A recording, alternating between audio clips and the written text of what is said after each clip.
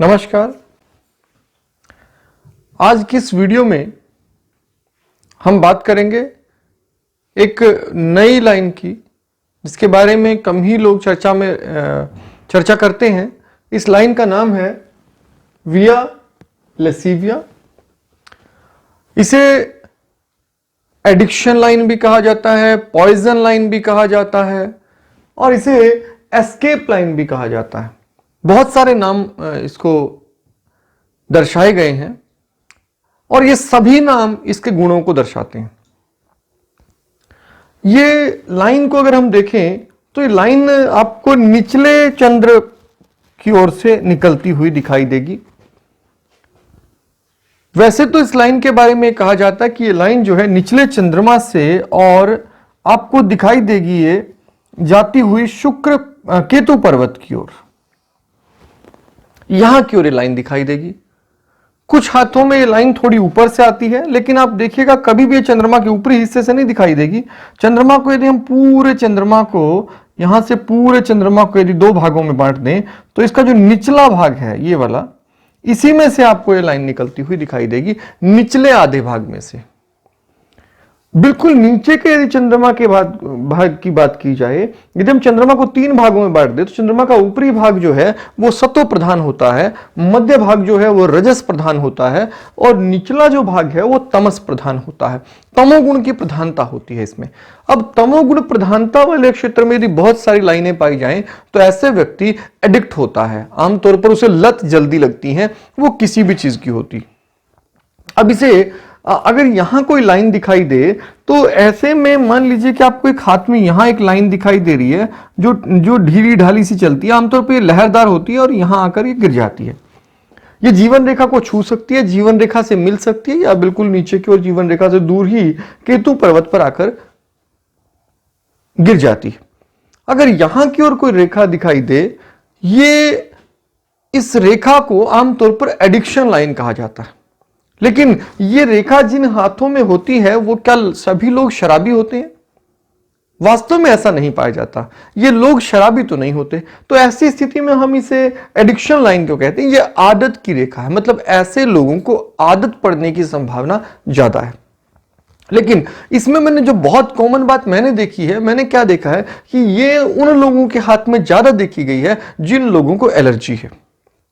अब ऐसे लोगों को या तो हम एडिक्शन लाइन भी कह सकते हैं इसको, लेकिन यहां एलर्जी लाइन भी कहते हैं इसको, इसीलिए इसका नाम एक अलग नाम एलर्जी लाइन भी है। तो इसे एलर्जी लाइन भी कहा जाता है। ऐसे लोगों को गेहूं से, दूध से या किसी सब्जी से या किसी खास वस्तु से एलर्जी होती है। तो जब किसी ऐसे व्यक्ति का हाथ हम देखते हैं जिसे एलर्जी हो किसी खास किस्म की, तो आप क्या देखेंगे? उसकी हथेली में आपको ये रेखा जरूर दिखाई देगी। इसमें हम अंतर करें तो यात्रा रेखा से बहुत कंफ्यूजन पैदा करती है। ये बिल्कुल यात्रा रेखा की तरह ही दिखाई देती है, वैसे ही यात्रा रेखा जैसी होती है वैसी ये भी होती है। तो इसमें अंतर कैसे करें? इसमें अंतर करने का एक तो विशेष बात यह है कि अगर आप देखें कि आपको दिखाई कहां देगी ये रेखा, आमतौर पर यात्रा रेखाएं जो हमारी हैं वो चंद्र पर्वत के मध्य भाग से ऊपर की ओर दिखाई देती हैं, जिन्हें वास्तव में यात्रा रेखा कहा जाता है। जबकि निचले भाग में जो रेखा दिखाई देती है, बहुत नीचे जो रेखा दिखाई देती है, उन्हें हम मानते हैं कि ये जो है ये है एडिक्शन लाइन। अब इसे हम एलर्जी लाइन भी कहते हैं क्योंकि ये उन हाथों में ज्यादा दिखाई देती है जिन्हें किसी ना किसी की एलर्जी, किसी ना किसी प्रकार की एलर्जी होती है। मैं एक परिवार के 3 लोगों का हाथ देख रहा था, पिता, पुत्र और पुत्री। उन तीनों के हाथ में यह रेखा दिखाई दी और तीनों को चर्म रोग है। तो ऐसी स्थिति में हम ये जरूर कह सकते हैं कि यहां ये एलर्जी लाइन जो है ये निश्चित रूप से है, उनमें दिखाई दे रही है। अधिकतर लोगों में जिनमें मैंने ये लाइन देखी है, उन्हें किसी ना किसी प्रकार की एलर्जी आमतौर पर रहती है। उन्हें नजले जुकाम की समस्या मोस्टली पाई गई है, क्योंकि यहां हम ये भी देख रहे हैं कि चंद्रमा की वजह से है। और चंद्रमा यदि बहुत कमजोर हो गया है तो चंद्रमा कमजोर होने पर क्या होगा, यहां आमतौर पर क्या देखेंगे, चंद्रमा थोड़ा गहरा भी होगा, झुका हुआ भी होगा और ये हाथ जो है ना बहुत सेंसिटिव होंगे। आपको ये बहुत कोमल हाथ दिखेंगे, बहुत सॉफ्ट हाथ दिखाएंगे।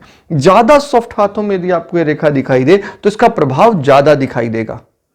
तो अब यदि आपको किसी के हाथ में रेखा दिखाई दे रही है, आपको महसूस हो रहा है कि चंद्रमा कमजोर है, तो उससे नजला, जुकाम, खांसी जैसी समस्याएं, जो एलर्जिक बीमारियां होती हैं, अस्थमेटिक समस्या है, ऐसी ऐसी समस्याएं होने की संभावना बहुत ज्यादा हो जाती है यदि आपको यहां ये लाइन भी दिखाई दे रही है।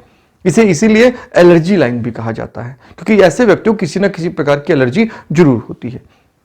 अब यदि आपको ये दिखाई दे तो इसे हम एस्केप लाइन भी कहते हैं और इसे पॉइजन लाइन भी कहा जाता है। पॉइजन मतलब ऐसे व्यक्ति के शरीर पर विषैली वस्तुओं का प्रभाव कोई हुआ होगा, उसकी वजह से हानि हो सकती है, या हम ऐसा कह सकते हैं, या फिर विष के प्रभाव होने की संभावना होती है, जिसे हम एलर्जी जिससे पैदा होती है वो एक ही बात है। उसे किसी तरह की मेडिसिन का साइड इफेक्ट हो सकता है जिसकी वजह से उसे समस्या हो जाए, या इस तरह की और भी कोई घटनाएं हो सकती हैं, जैसे कि फूड पॉइजनिंग उसे हो जाए और उसकी वजह से समस्या हो जाए। कभी कभी आपको क्या देखेंगे, आपको हाथ में अचानक उभरती हुई दिखाई देगी और उस दौरान व्यक्ति को बहुत समस्याएं होंगी, और फिर जब ये गायब हो जाएगी तो व्यक्ति फिर से ठीक हो जाएगा। तो अगर ये टेम्परेरी रेखा उभरी है और बाद में चली जाती है तो हम ये मानते हैं कि एलर्जी जैसी जो समस्या व्यक्ति को है वो थोड़े समय के लिए होगी और जल्दी ही वो उससे बाहर आ जाएगा। लेकिन यदि आपको ये रेखा बहुत गहरी और बहुत मजबूत दिखाई दे तो आप ये समझिए कि यहां ये समस्याएं जो है, ये समस्याएं फिर दीर्घकालिक होंगी, बहुत लंबे समय तक ऐसे व्यक्ति को बनी रहेंगी।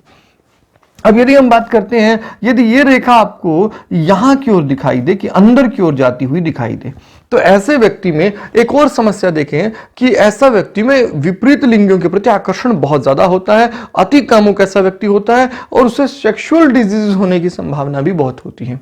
तो एसटीडी के रोग जो होते हैं, सेक्सुअल ट्रांसमिटेड डिजीज, उनके चांसेस भी ऐसे लोगों को बहुत ज्यादा होते हैं। तो यहां यह भी कारण हो सकता है कि इस तरह की बीमारियां होने की संभावना फिर हो जाती है ऐसे व्यक्तियों को। यहां हाथ में यहां देखिएगा कि ये रेखा जो है ये हल्की नहीं होती है, ये रेखा बहुत गहरी होती है। आमतौर पर हथेली के इस हिस्से को दो भागों में बांटती हुई दिखाई देगी। तो ये इस रेखा की आमतौर पर पहचान रहेगी। यात्रा रेखाएं जो है वो सामान्य रेखाओं की तरह दिखाई देंगे, हथेली को तोड़ते हुए दिखाई नहीं देंगे। कभी कभी ये लाइट भी होती है, जब ये लाइट होती है तो इनकी इंटेंसिटी कम होती है, इनका प्रभाव थोड़ा कम होता है, उतना ज्यादा असर जीवन पर दिखाई नहीं देता। लेकिन यदि बहुत गहरी हो तो बहुत ज्यादा दिखाई देती हैं। कुछ लोगों के हाथ में क्या देखेंगे आप कि यहाँ बहुत सुपर सेंसिटिव हाथ है, बहुत सॉफ्ट हाथ है, बहुत सारी रेखाएं हैं यहाँ पर, और इस तरह से बहुत टेढ़ी टेढ़ी रेखाएं भी आपको बहुत सारी दिखाई दे रही हैं, और साथ में आपको एलर्जी लाइन भी दिखाई दे रही है। ऐसे लोगों में गंभीर समस्याएं, गंभीर स्वास्थ्य समस्याएं, रोग, आदतें, एडिक्शन जैसी समस्याएं हो सकती हैं। तो आपको उम्मीद है आप इसे समझ गए होंगे। और अगर आपको यात्रा रेखा से इसका अंतर करना है तो आप एक तो पोजीशन पर ध्यान दीजिए कि इसकी पोजीशन थोड़ी नीचे की ओर होती है। दूसरी बात ये भी ध्यान दें कि आपको हथेली में इसकी गहराई को महसूस करना है, और कुछ हाथों के प्रकार को देखकर भी आप इस पर निर्णय कर सकते हैं। जैसे कि वर्गाकार हाथ में जहां हाथ हार्ड होते हैं, ऐसे हाथों में ये रेखाएं बहुत कम होती है, तो वहां एलर्जी लाइन ना होकर मोस्टली आप क्या देखते हैं, मोस्टली आपको वहां हाथ में मिलेंगी यात्रा रेखाएं जो इसी के आसपास ही होंगी। क्योंकि हार्ड हाथों में आप देखिएगा, हार्ड हाथ वाले लोगों को एलर्जी की समस्याएं कम होती हैं, जबकि उन्हें एडिक्शन की समस्याएं भी थोड़ी कम होती है। सुपर सेंसिटिव जो हाथ होते हैं, बहुत ज्यादा सॉफ्ट जो हाथ होते हैं, ऐसे लोग जिनके हाथ बहुत सॉफ्ट हैं, कॉनिक हाथ जो हैं हमारे, और आपको दिखाई देगा जो हमारे नुकीले हाथ हैं, बहुत नुकीले जो हाथ हैं, उन हाथों में ये समस्याएं ज्यादा होती हैं। अब वहां जो है एलर्जी की संभावना, एडिक्शन की संभावना, पॉइजन की संभावना बहुत ज्यादा हो जाती है, और आमतौर पर उन्हीं लोगों में मैंने जीवन में अनुभव में इस तरह के रोग होते हुए देखे भी हैं। तो यहां हम बात कर रहे थे इस विशिष्ट रेखा की। उम्मीद है आप इसके बारे में अच्छे से समझ गए होंगे। आज के लिए इतना ही। अगली वीडियो में अगले विषय पर बात करेंगे। तब तक के लिए आपका दिन शुभ हो। धन्यवाद।